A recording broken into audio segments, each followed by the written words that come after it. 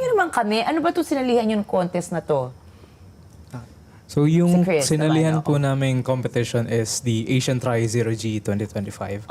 So isa po itong competition na hinost ng Japan Aerospace Exploration Agency.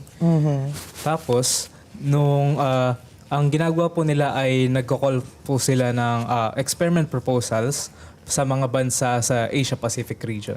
So kasama po ang Pilipinas doon at sa good news po, kami pong nanalo at isa po kami sa naging finalist ng 11 na experiments na tinanggap ng JAXA na gagawin sa ISS, outer space. Talaga, galing. And then Rose, ano ba to? Ano ba to yung gyro? Payo ako magkamali. Gyroscope experiment. Ito yung winning experiment nyo, di ba? Yes, So what is a gyroscope experiment? So, yung gyroscope po is based siya sa gyroscope na device natin yan. So, yung gyroscope po is para siyang trompon na kapag umiikot po, habang umiikot siya is nag-stay lang siya sa axis. So, habang umiikot po siya is lang po siya, like hindi parang siya ganun. tumutumba, ganon.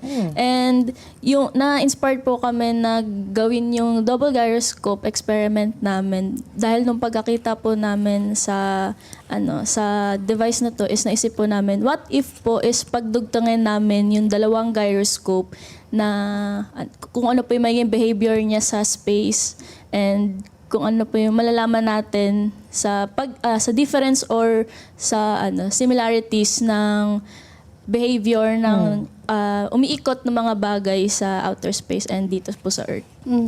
Okay. Ayan, medyo pagpapakinggan kasi natin parang nosebleed talaga siya. No? Pero ano yung significance nito?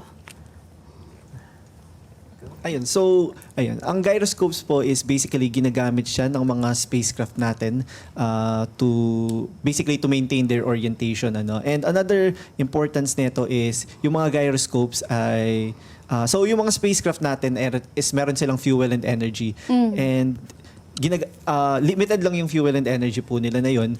Pero ang ginagawa po kasi ng gyroscope is, let's say, gusto natin baguhin yung orientation ng spacecraft even by just a tiny bit. If gagamit pa po kasi tayo ng fuel doon, or ng fuel or ng energy, it will be, kumbaga ba, parang masasayang kasi sobrang liit lang po nung babaguhin sa orientation niya. So, we use gyroscopes para po i-adjust yung orientation without without the need of fuel and energy. Kasi kapag uulit-ulitin po natin, nagagamit tayo ng fuel and energy sa mga micro adjustments, hindi po siya sustainable in the long run.